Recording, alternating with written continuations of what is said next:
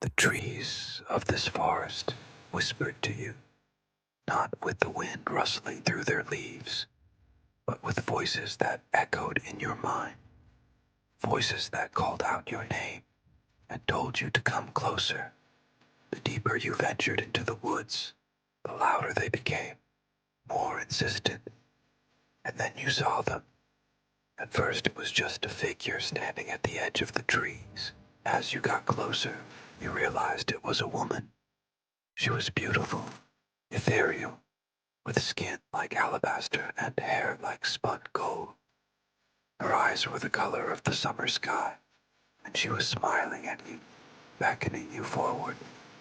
You couldn't help but feel drawn to her. You wanted to reach out and touch her, to feel the softness of her skin, to lose yourself in those sapphire eyes. But as you took a step towards her, another figure emerged from the trees. This one was a man, tall and broad-shouldered. He had the kind of rugged handsomeness that made your heart skip a beat. He too had eyes the color of the summer sky, and they were filled with warmth and kindness. As you watched, entranced, he put an arm around the woman's waist and pulled her close. She leaned against him, her head on his shoulder, and together they turned and walked away, deeper into the woods. You wanted to call out to them, to ask who they were, where they were going, but your voice was trapped in your throat. All you could do was watch as they disappeared into the trees.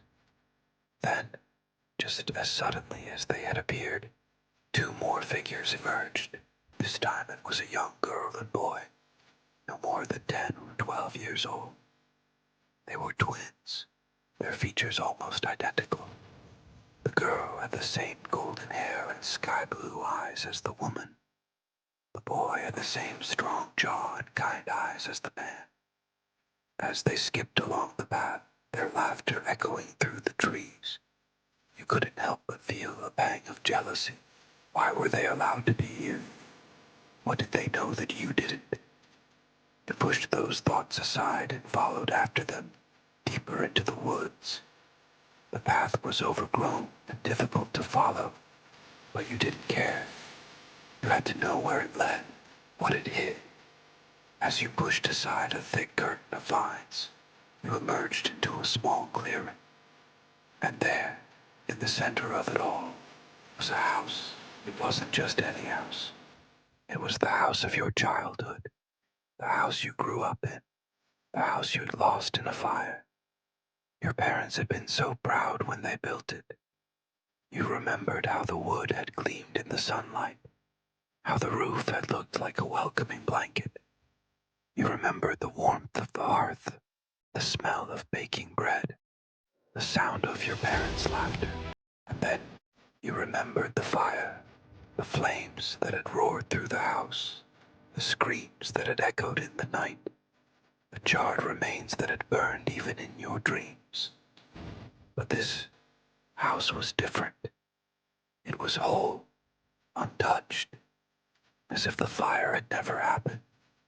As you stood there staring at it, tears streaming down your face, the twins turned around, their eyes filled with what seemed like pity, widened in surprise.